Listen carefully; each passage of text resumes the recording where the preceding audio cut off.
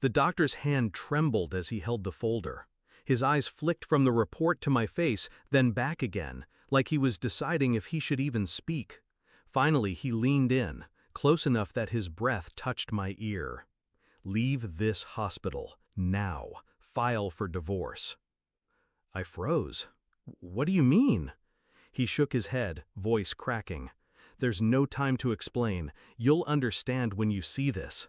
He pressed the report into my palm, fingers cold, and walked out of the exam room. My wife sat on the table, humming, quietly, tapping her phone, not even looking at me. I looked at her smile, then I looked down at the report. What I saw ended my marriage before I even closed the folder. And I never went home. At first, I thought it was a mistake. Hospitals lose files, blood tests get mislabeled, nothing is perfect. But the words were plain. Numbers didn't lie. The dates, the genetic markers, the absolute certainty that the child she carried was not mine, not even close. I sat there in silence, the paper burning in my hands. Her laughter rang out beside me as she typed on her phone, oblivious, or pretending. The doctor's words dug deeper with every second. File for divorce. I wanted to confront her, to demand answers, but instead I folded the report neatly, slid it into my jacket, and forced myself to breathe evenly. She glanced up. "Everything okay?" I smiled, calm, rehearsed.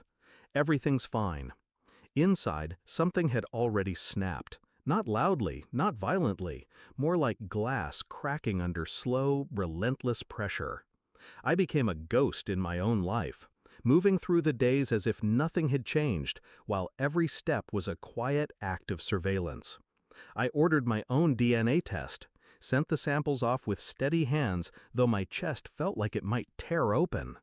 I watched her phone at night, her messages hidden under fake contact names. Trips to the store that took too long, late-night calls whispered from the bathroom. I said nothing. I gave her no reason to suspect. The waiting was agony, but also power. I was gathering pieces, assembling the puzzle one silent fragment at a time. When the DNA results returned, I already knew the answer. The child was not mine. The science only confirmed what my instinct screamed. I began tracing calls, tracking bank statements, subtle things, quiet things. Each line of data cut me deeper, but sharpened my resolve. Her life was a stage. I sat in the shadows, memorizing every false move. And I waited for the moment to lower the curtain. The truth came on a Wednesday. The folder arrived in the mail, sealed, clinical, impossible to argue with. I carried it home like a weapon. She was in the kitchen, humming again, setting plates on the table like a wife in some commercial. I set the folder down in front of her. "Open it." She laughed nervously. "What is this?" "Just open it." She did. Her smile dissolved. Her hands shook, her face drained of color. She looked up at me, mouth opening, closing, searching for a lie that could hold. But the silence was heavier than any words. Finally, she whispered, "I can explain." I cut her off with a calmness that frightened even me. "No, you can't." Her tears started before I even moved. I didn't scream, I didn't throw anything. I simply placed the divorce papers beside the folder. Signed, dated, prepared long before tonight. Her eyes widened. You already knew?" I nodded. "Long enough to stop loving you." The words broke her more than any violence could have. She collapsed against the table, sobbing, reaching for me with hands that once felt like home.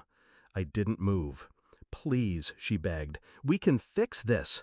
I slid the ring from my finger, set it on the table.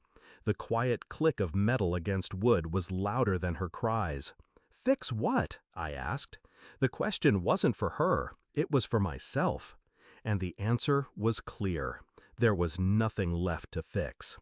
I walked out that night with nothing but a suitcase and the folder. The house looked different as I left it, smaller, empty, like a stage set after the play is over. Props scattered, lights off. I didn't feel rage, not anymore, only clarity. She would carry the weight of her lies. She would cradle a child born from betrayal, a reminder she could never escape. That was her punishment. Mine was freedom. I never looked back as I closed the door, and I never went home again. Thanks for watching. Don't forget to like, share, and comment. Subscribe now to Cheating Stories Insight World for more amazing stories.